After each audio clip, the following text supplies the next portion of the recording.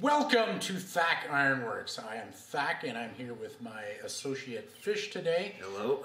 And we're just going to give you a quick walkthrough of a project that we're working on. This is our third in a series of board racer motorcycles from the 1910 to 1920 era. This one that we're working on happens to be a 1920 Indian.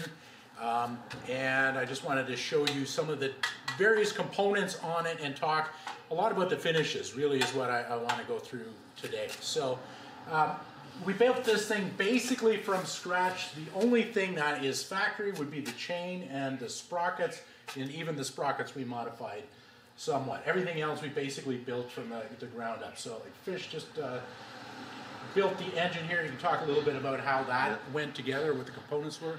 Yeah, so we had the fins on the engine laser cut, except for these ones up here were all hand formed.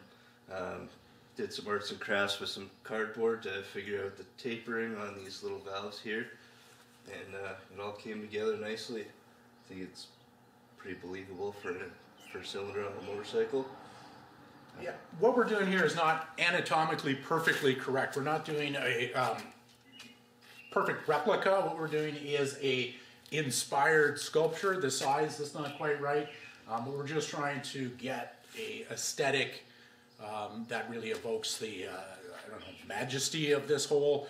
It was really the Wild West of motorcycles, this early board racing thing, which was incredibly dangerous, and it was very innovative. They're just in the infancy of motorcycles and designing these things. So really quite a cool project for us to work on and kind of get into.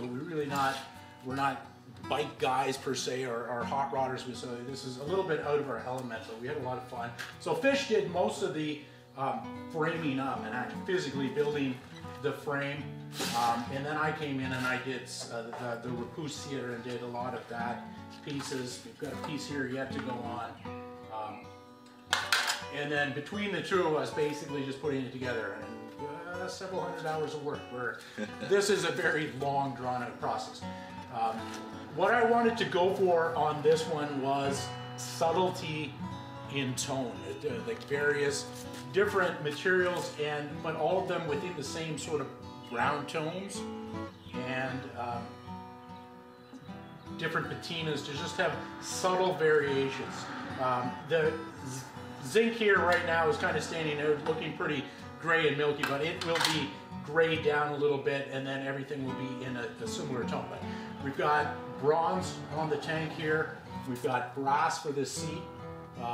The tires are actually made out of wood, and we have them done on a CNC mill. We outsourced those. That was just something that we wanted to have it nailed down as far as being precise and circular and stuff like that. Doing it by hand would have just not worked very well. So that's one part that we outsourced. The rest of it, everything we built. The frame, I did a steel hammered texture here, and we've got some bits of leather on here, and also adding in the wiring is something that has to go on, and then Fish has yet to just solder this piece on and get it antique. So kind of my mandate on this one was to have something that looks very heavily corroded, that had been lovingly restored. That was kind of the aesthetic that I'm going for. That's why I'm trying to get some subtle polishes and oils on there. And that brings me to today's sponsor, Sculpt Nouveau.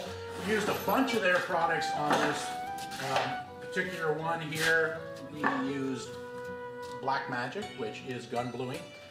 Use that on the steel and actually on some of the copper as well, and the zinc. And then for our surface finish, we used the two metal waxes that Sculpt Nouveau has. The black one, that helps shadow in areas here, and then the clear one just does the clear stuff. And then in addition to that, I also use their metal oil, which Fish dropped this and broke my jar here, so I've got it actually in a little plastic container now. But the metal oil just adds a subtle sheen on top of everything. So we're not quite there. We haven't got all the final finishes on, but you can see how this is coming together. If I were a different person, I might use a word like bespoke. But I think it would come off a little bit douchey when you use a word like bespoke. That would be something more like the millennial hipster blacksmith would use. And you know the guy, the beard oil, we've talked about this before.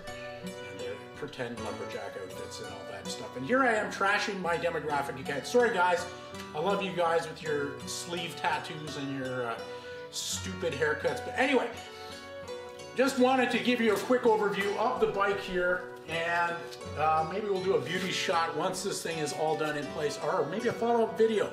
Eric, let's go out to that place, Traditional Motors, where we have the other two bikes on display, and we might do a little follow-up video just to see those two guys, all three bikes in their situation. So that's it. I'm out of here. Say goodbye, Fish. See ya. We'll see you next time. See ya!